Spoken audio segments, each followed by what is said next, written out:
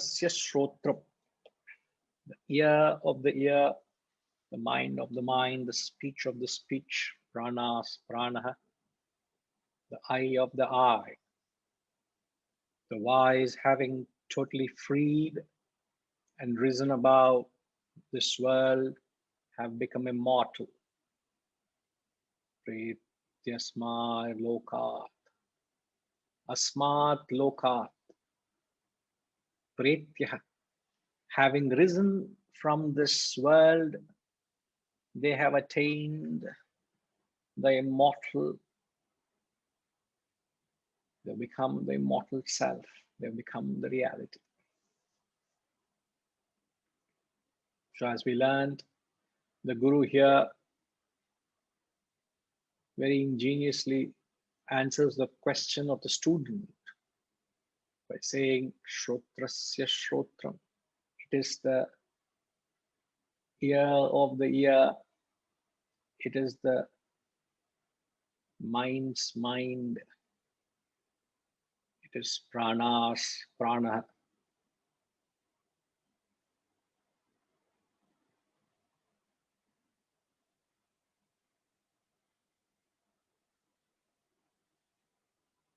It is that which enables your organs of perception to perceive. It is that which enables your organs of action to act. It's that which enables your mind to feel. It is that which enables your intellect to conceive. The question is, what is it? What is that truth? He says it is that which enables your equipments, your body, mind, and intellect to function.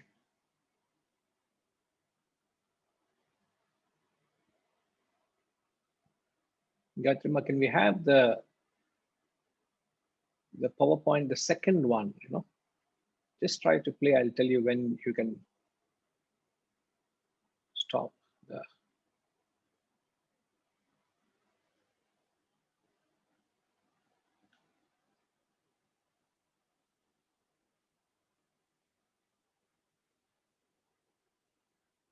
Not this one now.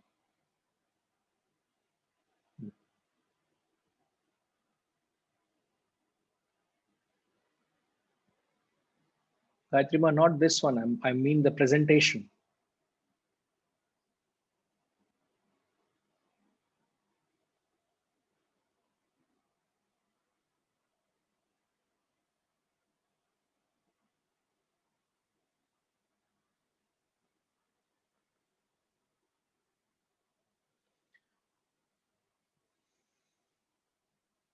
See, the first thing we all have to achieve is to understand that the transcendental reality, the truth, that yes, just leave it the previous one, please. Leave the previous one. Slowly, Gayatrima, don't rush into it.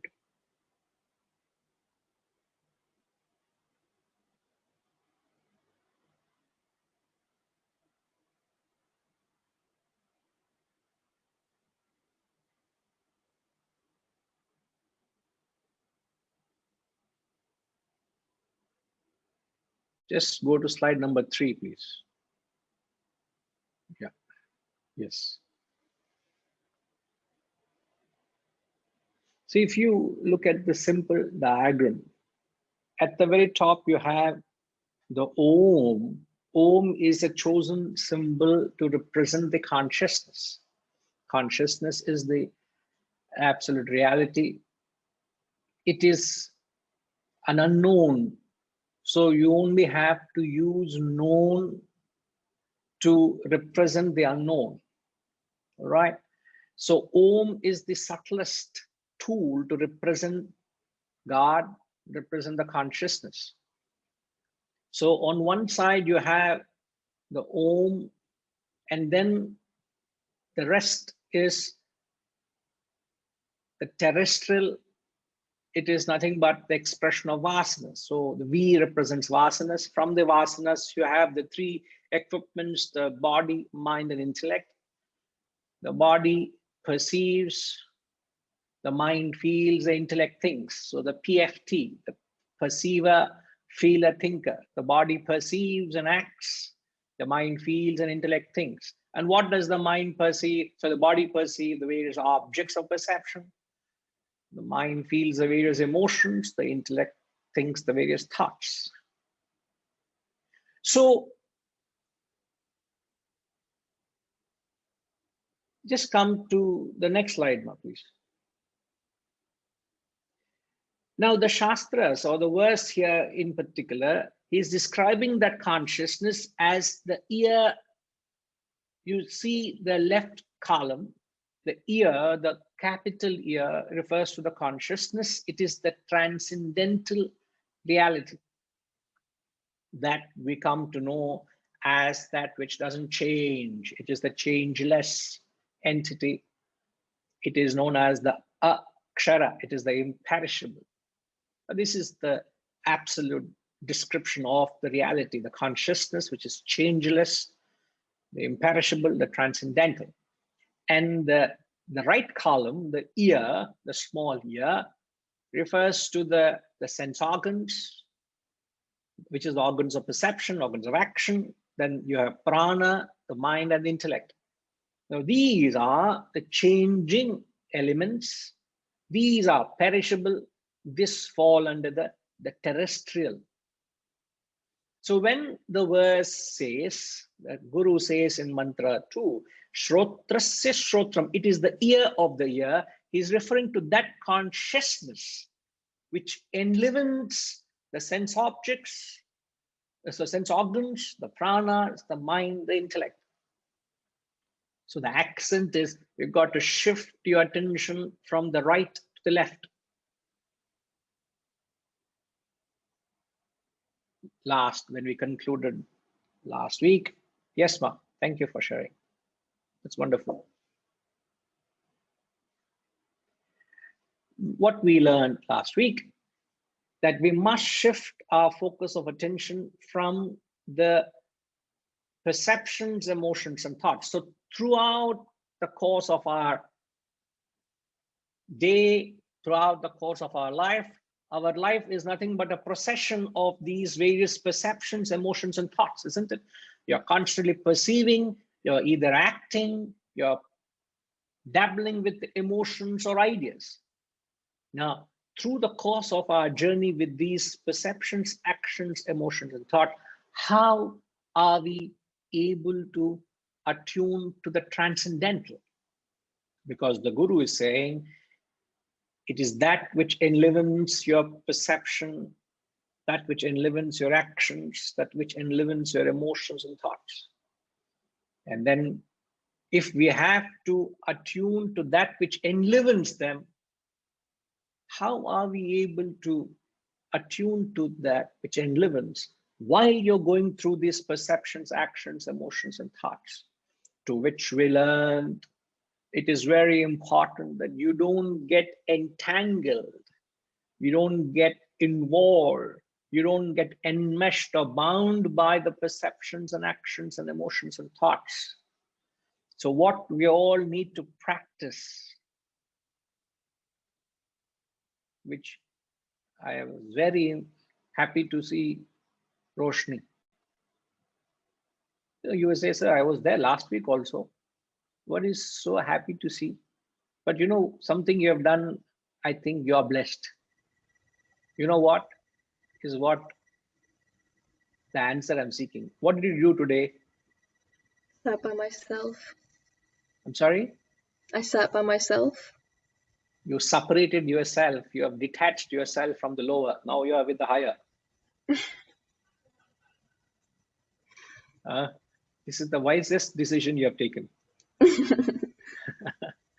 So that's exactly what the subject matter we spoke about. You cannot get caught up in the perception, action, emotion, thought. You need to detach yourself from them. You must learn to be a What's that word? Roshni, what is it? You need to practice it. I don't know. You will get to know. You already. I was hoping you would tell me. Yeah, I will tell. I will tell you a lot more than what you want. Perfect. So that what we need to practice is to be a witness to your perceptions, actions, emotions, and thoughts. What we need to practice is this. But in order to start practicing a witness to oneself, you start practicing it by being objective or witness to others' actions and perceptions and emotions and thoughts. It is difficult to be objective to yourself if you can't even be objective to others. So the first level of application of being objective is being objective to the external world. You are a witness to others' actions. Now what we are going through is we are binding ourselves to everything external. We are binding ourselves to others' actions. If another person gets angry, you get angry. If another person gets annoyed, you get annoyed. If another person is happy, you are happy. Why should you be subjected to emotions and perceptions or actions of others? Somebody does a stupid thing. Why should you be affected by it? I don't understand. So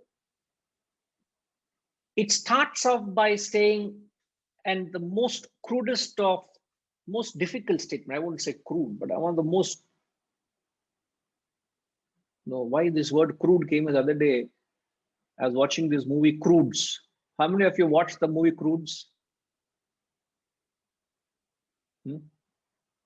Sometimes you need, when you're in the high intellectuals, you need to be grounded. And the best way to get grounded is to listen, to see these kind of movies or programs. Crudes. How many of you have not watched Crudes?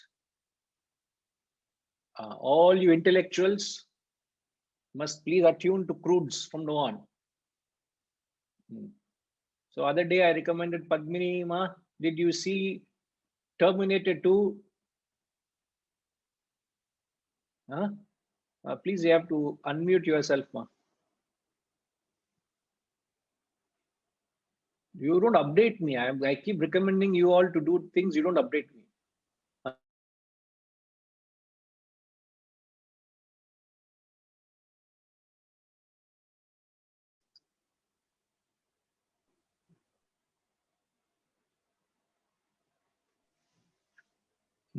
I watched it the same day. Same day. Yeah. That amount of Shraddha you are not showing towards Vedantic studies. Huh? What did you learn? That I know. No, never mind. But what is it that you learned from that movie? It was gripping, like the pains that the intention was to save the child, but then every second was gripping. I'm glad you enjoyed it. But in the process, you got the message or not, or you lost in the movie? No, every effort was taken for saving the child. That is the intention. No. And what was the context we said that? You should be clear of your object. Whatever be the hurdles that you have to cross through. Wherever you are, whatever situation, the movie highlights the only objective was to save that boy, whatever be it. And he endured extraordinary challenges, but the objective was to protect the child. Similarly, the thought we should have is to get to the self, irrespective of the endless trials and tribulations you have. If you hold on to that particular thought, if you have that Shraddha, to get back to that self.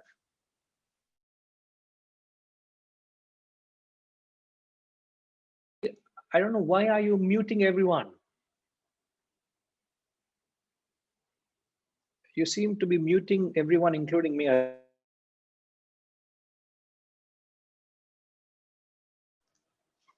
Again, you're muting everyone, Harishi. So if you could, who has been assigned the job of muting, unmuting? Who is doing it? Okay, Rajima, but why am I also being muted?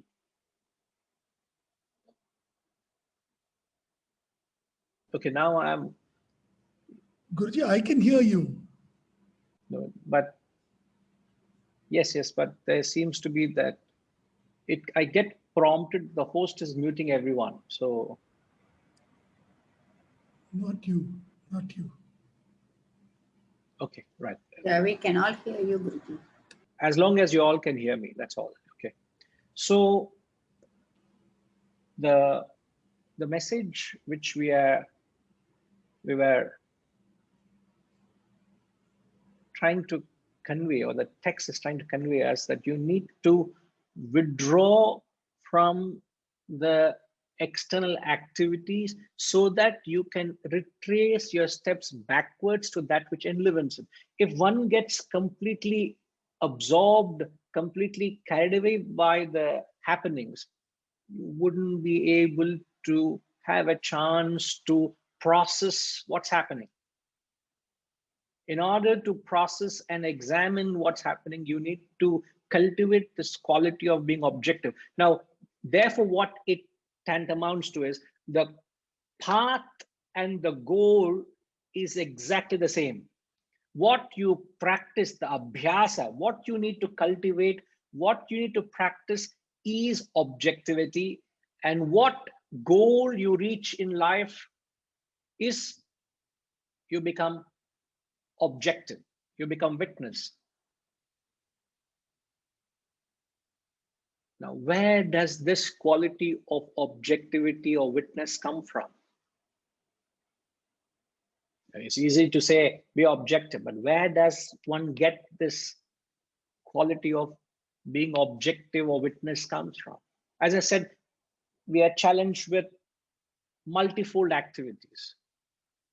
Every activity you go through, you're either identifying with heat or cold, pleasure or pain, joy or sorrow, profit or loss, birth or death, good, bad, but you don't have to identify with it.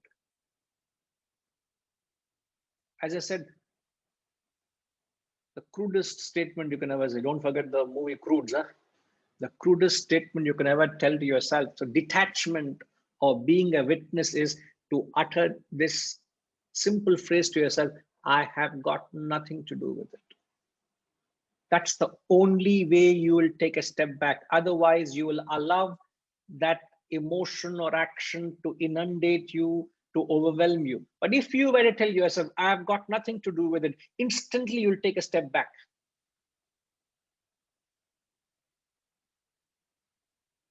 Now this, where do you practice this statement?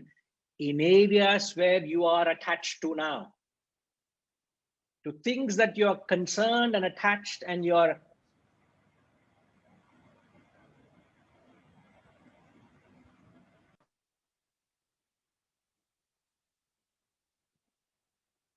there's something not right today, because people are able to unmute themselves and I'm getting a feedback. Okay. If by any chance you all do get unmuted, kindly mute yourself if you don't have to.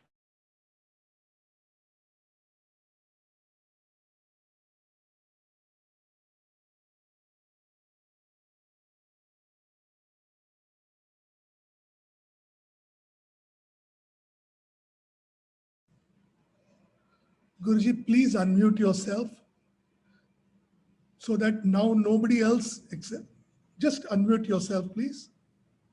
Yes, I have unmuted. Now everybody else is, nobody will be able to unmute themselves unless unmuted by one of us.